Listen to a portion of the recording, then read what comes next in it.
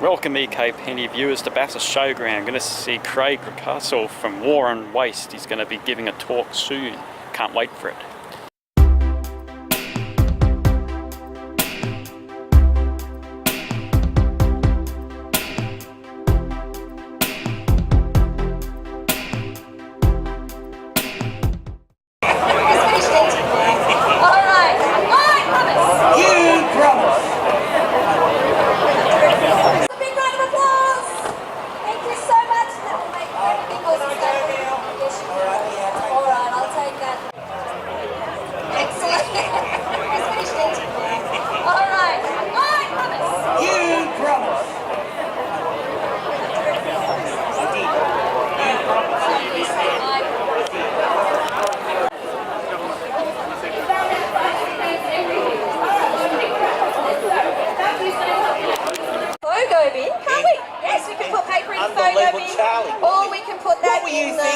What were you thinking, Charlie, when you saw that paper?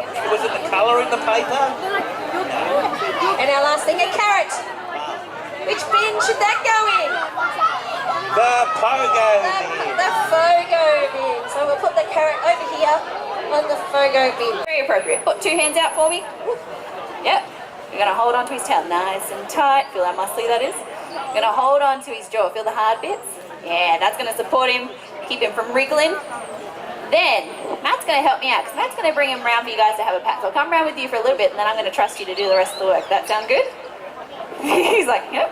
I'm going to show you guys what places to pat. Okay, these are the best places to pat. These are also the places that Charlie feels most comfortable with. Keep it nice and flat. So, you can pat his hard, bumpy back. So on his back, he's got special scales. Inside each of those scales is a little bit of bone. As he gets bigger, scales get bigger, they turn to massive armor plate, really good protection for him. Then, in contrast, he's got silky smooth belly. So that way you can slip and slide into the water nice and silent. Then, in the last few years, Craig has developed a real passion around waste and recycling. He's here to share some of his amazing knowledge this morning. Please welcome Craig Reucassel.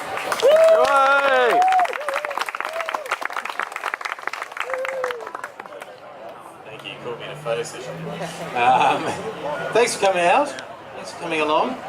It's different. I mean, normally it goes on this material recovery facility. It's kind of this big trummels and it gets spun around, and then you get, you know, magnets to take out some things, and you then have some people. It's interesting. What's happened after China? One of the things that's happened is that it's changed the way we really look at our recycling. What used to happen is you just kind of bunch together all your plastic into a big cube, and you'd sell it to China, and it gets sent over there, and they'd have to deal with the problem. And since they won't take that anymore, what it actually means is a lot of this stuff is really valuable, but it has to be separated into different types of plastic, and that's those little numbers on the thing. And so what it's meant is that councils that have, for instance, often have programs where people who can't get employment actually do the recycling sorting, and they actually can sort it. They actually are the ones that are being most protected by it, because they can separate into different types of plastic and they can still get the money from it. But the ones that just use these mechanical systems and bunch it up, they're the ones that actually have struggled to actually deal with it. So there's still so much value in this, and this is the thing, is we've got to stop looking at it as waste, we've got to look at it as resources. There's so much value in that. But the problem is there's also this kind of element of that being that it's rubbish. It's kind of, you know, it can't be dealt with. And what I want to do is, rather than just trying to sort it and then chucking out some in there, what you want to do is make sure that that stuff's not starting in the first place. You want to make it the manufacturers are using packaging that can be recycled, rather than stuff that's just going to be tossed out. So, look, I don't know what your specific council's thing is, and actually I do know that, Bathurst gets taken to Orange, I think, and then goes to Sydney. And look, we've still got a great recycling system in Australia. I hope that the China thing would shock us into getting a better one. It hasn't quite worked yet, it's slowly happening. South Australia, it's happening. I don't know why South Australia is so much better than the rest of the country with waste. They're always well and truly ahead of it. But I would make it that everyone's food doesn't go into the landfill. That is the easiest, it's a simple thing. Simple solution, massive impact, easy to do. That would be the first thing I'd do, actually, because it's really achievable. With the plastic waste stuff, there's a massive problem there, but the solutions are harder. So in terms of what can you do overnight, I would make every council have one of these green bins that takes food, and I would make everyone actually use the damn thing. That would be a massive impact. So it's just made out of, you know, prawns or limestone or, you know, there's all this kind of stuff. It generally doesn't come through. You don't see it actually come into the market. So one of the interesting things is Australia has this new packaging aim, which is that all packaging will be 100% recyclable, compostable, reusable by 2025, right? So initially I was quite thrilled about that, but then I went, hang on a second, 100% recyclable. A lot of things are recyclable now, it's whether or not they actually get recyclable. Compostable is the interesting one. That's where a lot of people go, okay, I want to get away from plastic, I'm going to go to bioplastics, which, you know, made from cornstarch and this kind of stuff. One of the frustrating things about that is you need to have an actual waste stream from it, right? So if I go and get a bioplastic cup, it's, you know, it still looks like plastic, it seems like plastic. If it ends up in the ocean, it will still be ingested by fish and it doesn't break down, right? If I put it into my recycling bin, it's contamination because it messes up the recycling. So in South Australia, for instance, they've got green bins and their composting places, because they've been doing it for years, they've now worked out that they can actually break down bioplastics in the bin. So you actually get a chance where you, in South Australia, you could actually have a waste stream. You go, okay, our green bin takes food, you can also put your compostable coffee cups, your bio cups and that kind of stuff go into there. You can put compostable, you know, plastics in that, and they'll actually deal with that, and then it gets composted, right?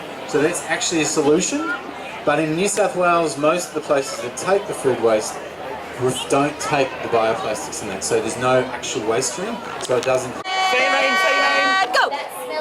Say your name. Yes. The green bin. Yes, What is it first? No, we haven't established that.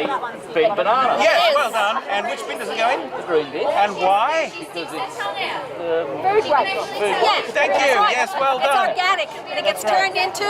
Compost. Well I was done. going to get him to tell me. Oh, sorry. Okay, so do one more? One more? One more, right? One more. Right. Okay. Be quicker. Yeah, One here more. we go. Doesn't matter. Doesn't matter. All right. Okay, ready? Here we go. One. Drum roll. Quick, say your name, say your name. You answered the last one. sorry. Yes. Yeah. Red bin. Red bin. Red bin. Red bin. Red bin. That's right. It's Yeah, it is crappy plastic. But you know what you can do? No. You can save your crappy plastics. Yeah, don't buy them first. That's what I was going to say. Healthier not to buy them. Don't buy it. Okay, tell us what you were going to say there. You can save them. So you can save all your soft plastics and take them to Coles or Woolworths or IGA. And they have a red circle bin. You can chuck it all in there. So is Glad Wrap one of those? Yes. Yes. Yes, soft plastic. So anything that's, yeah.